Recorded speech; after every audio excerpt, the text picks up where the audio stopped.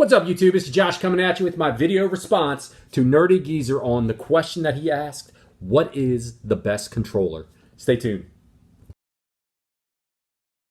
Skull, skull, skull, skull, skull, skull, skull, skull, skull.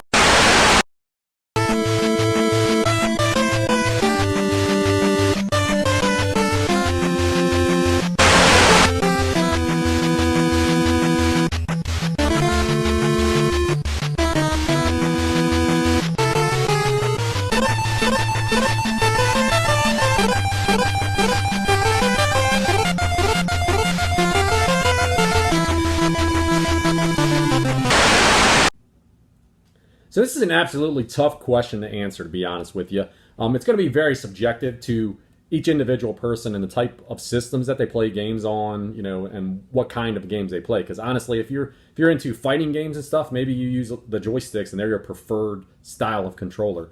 So I'm honestly not even sure going into this video right now which one is my favorite controller.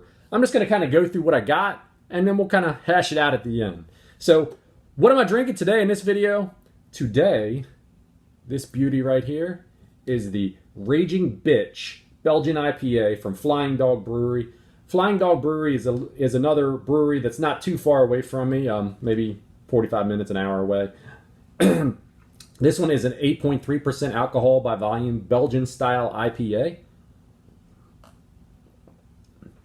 It is definitely tasty. I can't wait to get out to their brewery and take a look at what they have right there, because fresh beer right from the brewery, for some reason, it just always tastes even better than it does like this. But this is pretty good right here. Flying Dog Brewery, they are out of Frederick, Maryland. Raging Bitch Belgian IPA.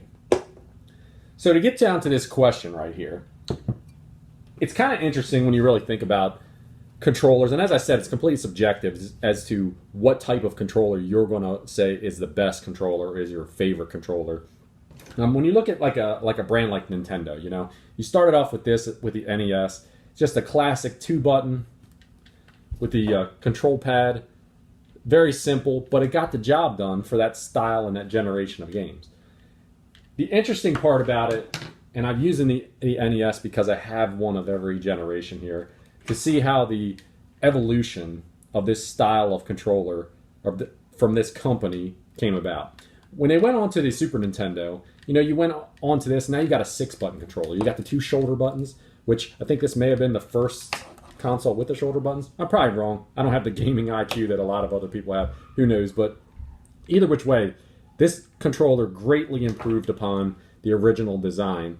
And it gave so many more options for things, especially when you got into fighting games. I know a lot of them started breaking out on this system, like the Street Fighter and Mortal Kombat and stuff like that, on this system and on the Genesis Mega Drive.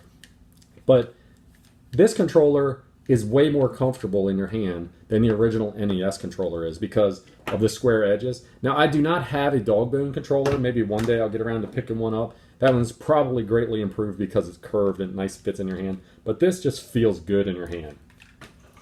But then when they moved on to their next generation, they came out with a very polarizing controller, which is the N64 controller. Now, some people love it. A lot of people hate it.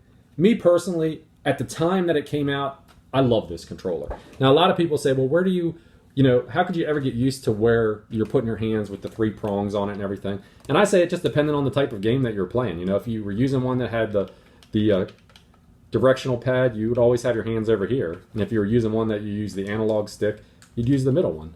I mean, to me, it was a great controller. It was revolutionary in its design, to be truthful with you. For the time, in the late 90s, this was the first controller that had the analog joystick. And it is very collectible now because of all the different colors and varieties that you can get. On a side note for the N64, I did recently, a couple months ago, I did the Kickstarter for the Retro Fighters, this wireless 64, and this thing is sweet when you're playing the Nintendo 64. If you get a chance, check it out. It's got the more modern style, with just the 2 handles. It does feel a lot better just holding on to it for long hours, and it's wireless, so you can sit a little further away from your 64. So moving on for the Nintendo stuff was the GameCube controller. Now this controller is very awesome as far as how it feels in your hand. It just like, it really fits your hand perfectly. Now I don't have a massive set of mitts like some folks do, so maybe it's a little different. Maybe if you've got a bigger set of hands, these are not that comfortable. But all in all, the button placement and the way this controller feels in your hand is really, really good. Now for me, I can't choose this as what I would say is my favorite or the best controller. And the biggest reason is because I didn't have a lot of experience with the GameCube. I've only actually in the last few months actually even bought my first GameCube. I skipped that as part of that generation. I was big into the PS2, big into the original Xbox, and I just basically skipped it, which was funny because I've kind of always been, I don't want to call myself a Nintendo fanboy, but I've always owned the Nintendo systems. And this was the first one that I skipped completely, didn't have. So I don't have a lot of experience with it, but I know a lot of people really love this. Now, the next one in the Nintendo set of controllers is one that I love to hate. It's the Wiimote.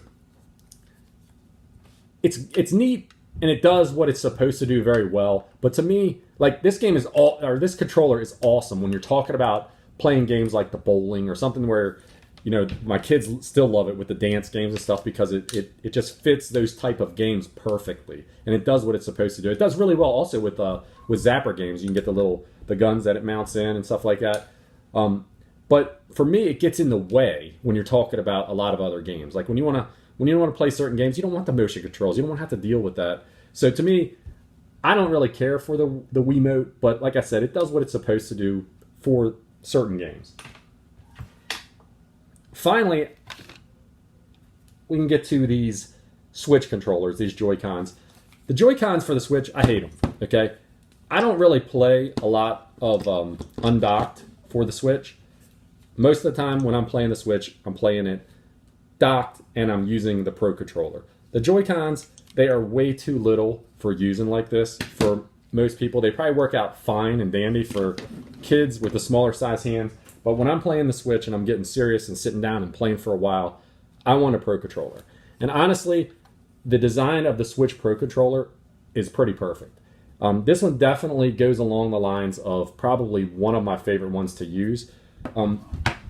Going back into some other styles, now I don't have all the stuff for the Xbox and stuff, but the original Xbox controller was a very nice fitting controller. I don't have a Duke. I used to have a Duke, but I don't have a Duke currently in my set. But the S controller has a nice feel to it, and you can feel the way that they evolved into the 360 controller. A lot of people are going to say the 360 controller was the best controller, and you know they've got good arguments for it. It does feel really good in your hand. The buttons are placed where you can get to them very easy without stretching out to it. Honestly, it's kind of a toss-up for me though. If I had to choose what is my absolutely favorite controller or what is the best controller, I do not have an Xbox One, or I do not have the brand new Series X or the PlayStation 5, so I can't attest to what those controllers feel like. But probably it's a toss-up for me right now with what I currently play with. As far as the most comfortable controllers, it's either going to be the Switch Pro controller if I'm playing Switch games, because it does feel really nice, or it's going to be the PS4 controller. The PS4 controller just feels like it fits perfectly in my hand. The trigger buttons are right where they need to be. The analog sticks are right there. You can get to the buttons, and the D-pad is really easy. I guess I would kind of give this a little bit above this just because I like the way the control sticks feel and lay out on your hand. It just feels like it's the right size for my hand. So like I said, it's kind of subjective as to who you are, what you're gaming, what type of games you're playing. You know, I could never get used to this. I could never get used to these. They're cool to have. I guess if you're a big fighting game fan, they're pretty awesome to have. But the joystick controllers weren't my cup of tea. I would prefer to go with just the standard regular controller. And if I'm choosing my favorites, it's going to come down to one of these two. Probably the PS4 controller. It just feels good. If you guys liked the video, please drop me a like. Drop me a subscribe if you haven't already. If you want to. If you don't want to, no hard feelings. It's been really fun doing YouTube. It's been really fun doing the community challenges, reaching out to everybody, and communicating with each other. Definitely drop me some comments. I absolutely love talking to you guys. And hopefully you like this, and I'll see you guys next time. Raging Bitch IPA. Cheers.